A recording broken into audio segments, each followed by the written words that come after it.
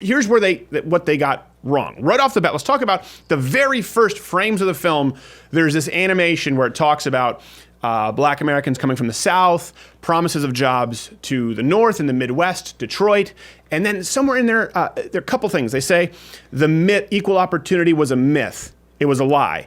And that one is completely false because, as a matter of fact, they couldn't have picked a worse example. Detroit, if you actually look at the statistics, black median family incomes were about 95% that. That's just comparing the median income of black families to white families. Now, that's not job for job, so we're not talking about pay, like wage gap statistics, but that matters because that gives you an idea as to the class. Was there an underclass in Detroit, black families? No, 95% of the standard income of white families, and then about 3 to 4% unemployment. Now, after the riots, all of that skyrocketed, right? And it disproportionately hurt black people. Black people were disproportionately killed by black people. Black people disproportionately lost home ownership. Their property values went down. But the idea that it was a myth, no, you could only make that claim after the riots. And then another thing in that, I think it's in that first intro, they talk about how the white fled to the suburbs and blacks were restricted to specific areas of the city. And it's a little sleight of hand because it moves from it like as though it was policy. Now, you lived in Detroit. Was there a policy where you stay in this block?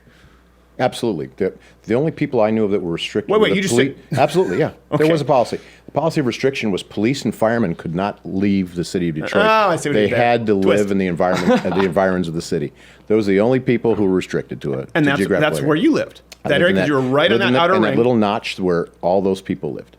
Well, your best friend's dad, Mr. Petroni, was a cop. Several friends' fathers were policemen. Yeah, they were policemen. Now, tell people who don't know, you were raised, again, in Detroit, what you... Well, first off, here's something that's important because they use kind of the crux of this is one of the main characters spoiler alert, by the way, for people who haven't watched it, uses a starter pistol and he's shooting repeatedly at police officers with a starter pistol so they think it's sniper fire. Now they refer to this as a toy gun. Toy gun. It's a squirt gun. It's a starter pistol so they can actually see flash and gun sounds. Now, so it's used to diminish the idea of sniper fire, that they were just trigger-happy police officers. By the way, police officers, horrible. We'll get to the individual, the motel case. All of us agree, terrible, abuse of the law, fine. But the context matters. What did your father was in the Air Force. What did he do during the Detroit riots? At that time, he led some Air National Guard people that did reconnaissance flights over the city of Detroit in an RF-84, which was a plane that was designed to take photos from high altitude and high-def photos at that time for sniper fire and fires and activity in the city. He ran reconnaissance for snipers on rooftops. And didn't you watch tanks go down...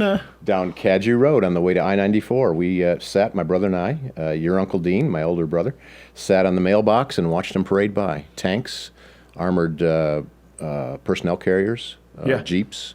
It was a war zone. Yeah, it was a war zone. The city was a war zone. I mean, you had hundreds But that wasn't just National Guard. That was 82nd Airborne, 101st Airborne. Yeah. Current military. Yeah. Yeah. Yeah, it was a big deal. And that's important to note because there's this film, and this is what's dangerous, is it intercuts real footage of Detroit with fake footage. Now, it focuses, is it the Algier Motel? Algier, yep. Algier Motel.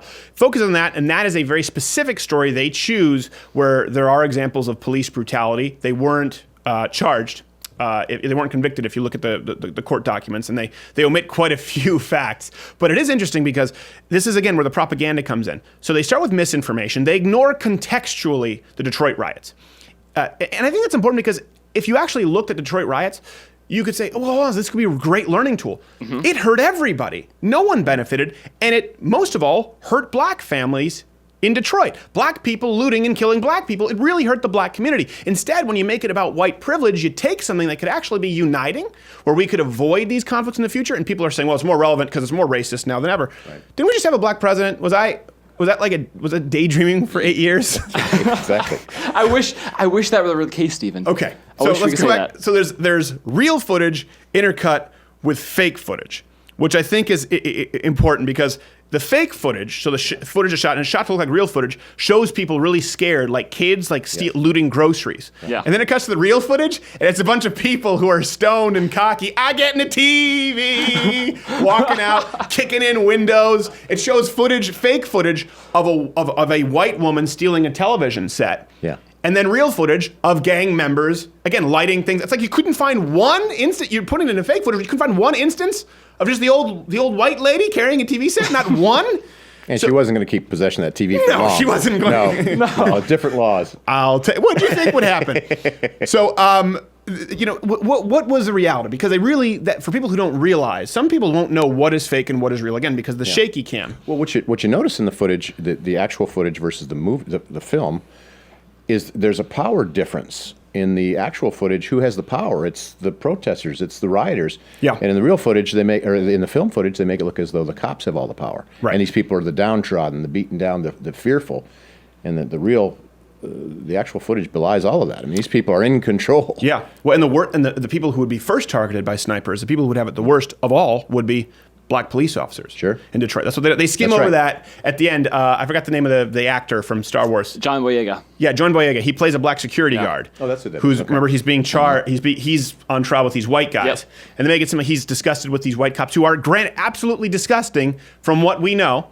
But they skim over. He fled to the suburbs immediately afterward due to death threats. I thought they were why would he restricted. Hold on a second. He's a black security. What was it? The cops sending him death threats? You know this. Yeah. Black police officers in Detroit had to drive home in unmarked cars. Oh, it was terrible. Sure. All the old terms, Uncle Tom and these guys had a tough slog for sure.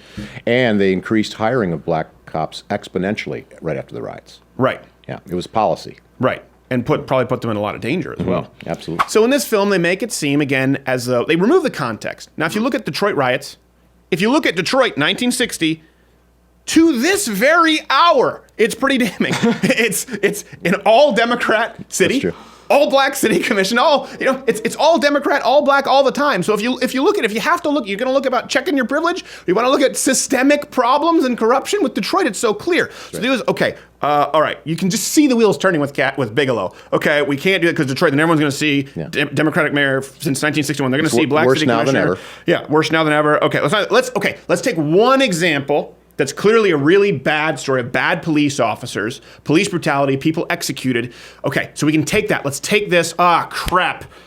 It's not necessarily black and white. Half these kids have a rap sheet a mile long. Let's address it in court later where they ask him if he was ever arrested. No. By the way, guy was arrested. Some of these people were arrested motion like to 4 strike that times. question. Yeah, motion to strike that question. Right. Not relevant at all. Assaulted a teacher, Yeah. B&E. And then the two white girl characters in the film, I find it so funny.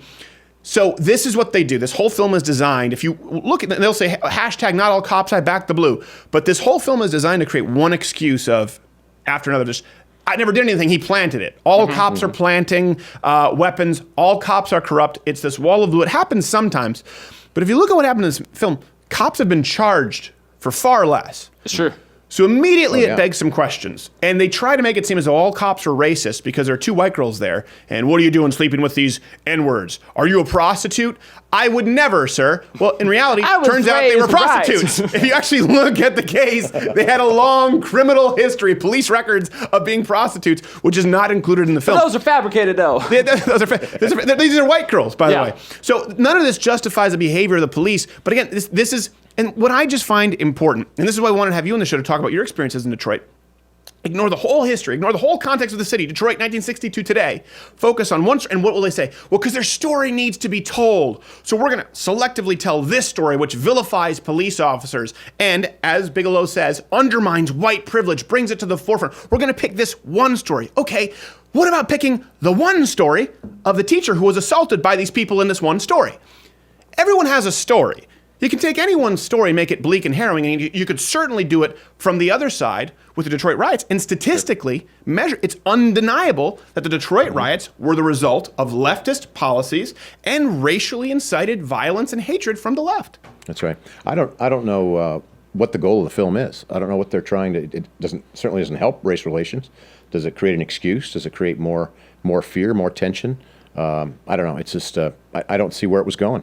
That's a good point because about undermining white privilege, right? That's what they say is so that starts with the premise of white privilege, and that starts with the premise of we need to undermine it. Meaning white people need to feel guilty.